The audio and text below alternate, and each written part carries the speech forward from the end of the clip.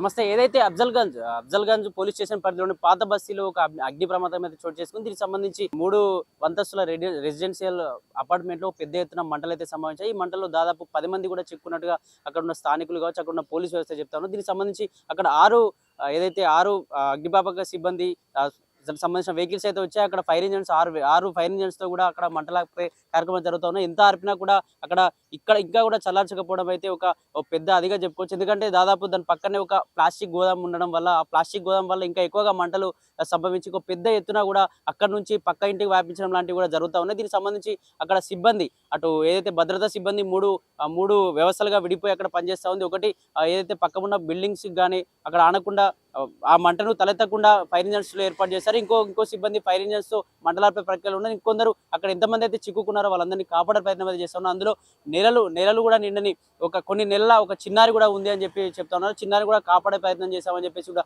అటు పోలీసులు కూడా చెప్తున్నారు. పోలీసులు కావచ్చు, ఇటు భద్రతా సిబ్బంది అటు సంబంధించిన పెద్ద రెస్క్యూ ఆపరేషన్ అయితే నడుస్తూ ఉంది. ఇంకా ఎంతమంది అందులో ఉన్నారు అని చెప్పేసి కూడా ఒక పెద్ద ఎత్తున సమాచారం అయితే బయటికి వెలువడాల్సిన అవసరం అయితే ఉంది. ఎందుకంటే ఇప్పటికే దాదాపు 10 మంది పైన చిక్కున్నారు. 10 మందిలో 7గురిని కాపాడే ప్రయత్నం చేశాము. ఆ కాపాడిన వారిలో కొన్ని నెలల పసికందు కూడా ఉంది. ఆ పసికందు కూడా కాపాడమని చెప్పేసి కూడా రెస్క్యూ సిబ్బంది కావచ్చు, దానికి సంబంధించిన పోలీసు వ్యవస్థ కావచ్చు, అక్కడ ఉన్నటువంటి ఫైర్ ఇంజన్ సిబ్బంది కూడా ఒక పెద్ద ఎత్తున కూడా ఆ మంటల్ని కూడా భయపడకుండా పొగల్లో కూడా ఒక మందు కనిపించకుండా అసలు ఇంకా ఎంతమంది ఉన్నారని చెప్పేసి కూడా ఆ పెద్ద ఎత్తున కూడా అక్కడ పెద్ద రెస్క్యూ ఆపరేషన్ నడుస్తూ ఉంది. దీనికి సంబంధించి ఆ మంటలు రావడానికి కారణం ఏంది, నిజంగా అక్కడ ఉన్న విద్యుత్ సంబంధించిన సర్క్యులేషన్ వల్ల ఇక్కడ జరుగుండొచ్చు అని చెప్పేసి కూడా పోలీస్ వ్యవస్థ కూడా చెప్తారు. దీనికి సంబంధించి అఫ్జల్గంజ్లోనైతే ఒక పెద్ద ఎత్తున కూడా మంటలు వ్యాపించాయి. ఈ మంటల్లో ఆ మంటలు ఆరకపోవడంతో అసలు అందులో ఎంతమంది ఉన్నారని చెప్పేసి కూడా ఇంకా తెలియరావడం లేదు. కనీసం 10 మందే ఉన్నారని చెప్పేసి కూడా అక్కడ వ్యవస్థ చెప్తా ఉంది, అటు పోలీస్ వ్యవస్థ. దీనికి సంబంధించి నిజంగా అందులో ఎంతమంది ఉన్నారు, ఇంకా ఎంతమంది ఎవరైనా చనిపోయారా, లేకపోతే ఏం జరగబోతుందని చెప్పేసి అక్కడ ఉన్నటువంటి ఆ పొగ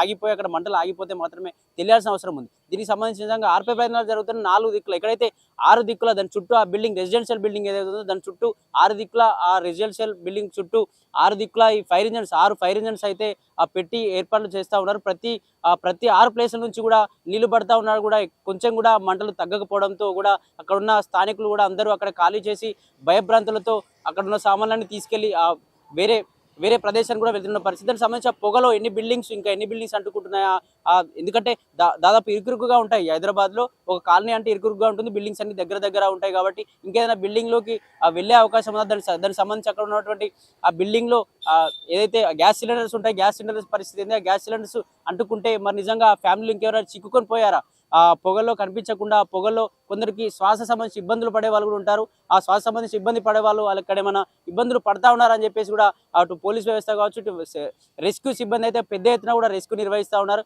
నిజంగా ఓన్లీ 10 మందే ఉన్నారా, ఇంకెవరైనా అందులో నుంచి ఎవరైనా ప్రమాదశాత్తు ఇంకెవరైనా శ్వాస సంబంధించి ఇబ్బందులు వచ్చి కావచ్చు, ఆ మంటల్లో చిక్కుకొని అక్కడ ఉన్న సామాన్లు పైన పడి కావచ్చు, ఎవరైనా చనిపోయే ప్రమాదం జరిగిందని చెప్పేసి కూడా అక్కడ పెద్ద ఎత్తున ఆరాధిస్తూ ఉన్నారు. నిజంగా అక్కడ అసలు ఎందుకు సంభవించాయి ఈ మంటలు, దీని వెనుక ఏమున్నట్టు, ఏంది కారణం, నిజంగా విద్యుత్ సర్క్యులేషనే దీనికి సంబంధించి అదైందా, లేకపోతే ఏం జరుగుతుందని చెప్పేసి కూడా అక్కడ పోలీసులు అయితే ఆరాధిస్తూ ఉన్నారు. ఇదంతా తెలియాలి అంటే ముందుగా అక్కడ ఉన్నటువంటి ఆ కాలనీలో ఎక్కడైతే అఫ్జల్గంజ్ పోలీస్ స్టేషన్ పరిధిలో ఉన్నటువంటి ఆ రెసిడెన్షియల్ బిల్డింగ్ నుంచి అందరినీ బయటకు తీసుకొచ్చే ప్రయత్నం చేస్తూ ఉన్నారు. అక్కడ ఉన్నటువంటి అంబులెన్స్ సిబ్బంది కూడా పెద్ద ఎత్తున మంచిగా వర్క్ చేస్తూ ఉన్నారని చెప్పుకోవచ్చు. ప్రతి ఒక్కరిని వచ్చిన వాళ్ళని వచ్చినట్టుగా ప్రతి ఒక్క అంబులెన్స్ వాళ్ళని వైద్య సేవల కోసం అటు హాస్పిటల్స్ కూడా తరలిస్తూ ఉన్న పరిస్థితి. దీనికి సంబంధించి నిజంగా అక్కడ ఉన్నటువంటి ఆ బిల్డింగ్లో ఎంతమంది చిక్కుపోయారా, పొగలో కనిపించకపోవడం వల్ల కొంచెం అందరూ కూడా కన్ఫ్యూజ్ అవుతూ ఉన్న పరిస్థితి. వాళ్ళందరినీ బయటకు తీసుకొచ్చిన తర్వాత మరి నిజంగా అందులో ఎంతమంది చనిపోయారు, నిజంగా అందులో ఎందరు చిక్కుకొని ఉన్నారు, ఒక పసికథను అయితే బయటకు తీశారు, మరి ఇంకా ఎంతమంది అందులో ఉండిపోయారని చెప్పేసి కూడా